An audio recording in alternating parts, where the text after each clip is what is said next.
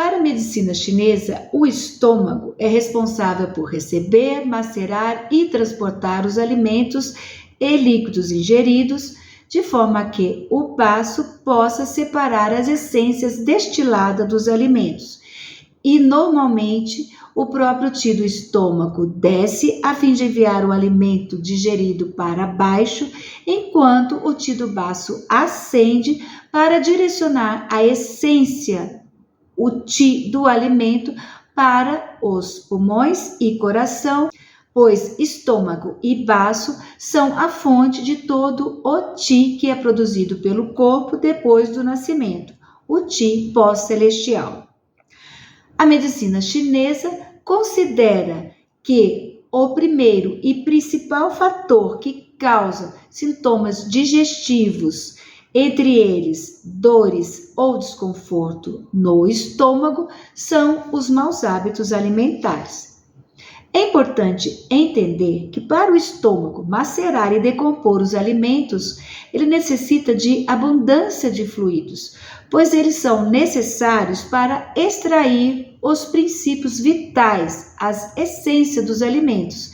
E também o estômago assegura que os alimentos e líquidos que não se transformaram em essência dos alimentos se condensem para formar os fluidos corporais. Por isso, em termos gerais, o estômago prefere alimentos úmidos, como os cozidos, as sopas e mingau, e não gosta muito de alimentos secos, como alimentos assados, grelhados e pães. O estômago também sofre com o consumo excessivo de alimentos de natureza quente, como a carne vermelha, temperos e álcool, que podem causar o calor no estômago. Mas ele também sofre com o consumo excessivo de alimentos de natureza fria, como legumes, especialmente os crus, frutas e líquidos frios, que podem causar o frio no estômago. Mas as condições em que os alimentos são ingeridos também afetam o estômago, porque comer demais impede que o estômago faça a digestão adequada dos alimentos e provoca a retenção de alimento. Comer de menos, especialmente nas dietas sem orientação médica, provoca deficiências do estômago e do baço. Beliscar entre as refeições ou comer com pressa podem também provocar retenção de alimento. E comer muito tarde à noite provoca a deficiência do Yin do estômago. Agora, não adianta seguir todas essas regras se os alimentos são ingeridos em um estado mental negativo, pois quando se está muito triste, pode causar a deficiência do Qi do estômago. Se estiver com raiva ou preocupado, pode causar a estagnação ou rebelião do Qi do estômago. E se estiver fazendo outras coisas enquanto você se alimenta, como assistindo televisão, lendo, mexendo no celular, ou etc., pode causar a deficiência do Qi do estômago. O segundo fator, e não menos importante, é o estresse emocional. O sentimento do estômago é a preocupação excessiva.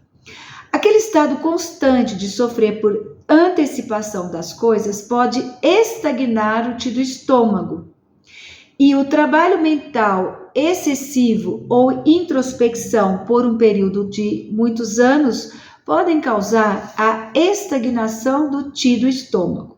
Por sua vez, raiva, frustração e ressentimento afetam o estômago indiretamente por meio do fígado, que pode invadir o estômago.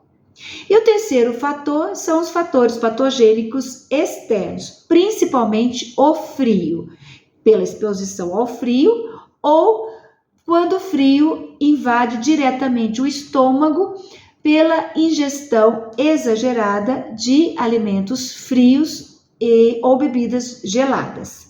Para a medicina chinesa, os indícios de patologia no estômago são, obviamente, as queixas digestivas, como dor ou desconforto abdominal e distensão abdominal, náuseas, vômitos, ausência de apetite, boca seca, por exemplo.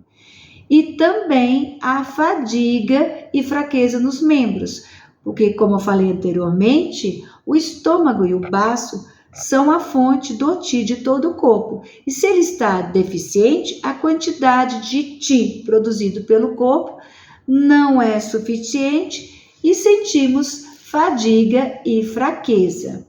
Outro indício de patologia no estômago pode ser observado pela avaliação da língua, onde as condições de deficiência do estômago podem se refletir na língua, onde uma rachadura mais larga, localizada na linha média, na região central da língua, ou rachaduras horizontais ou verticais curtas, sugerem deficiência do endoestômago.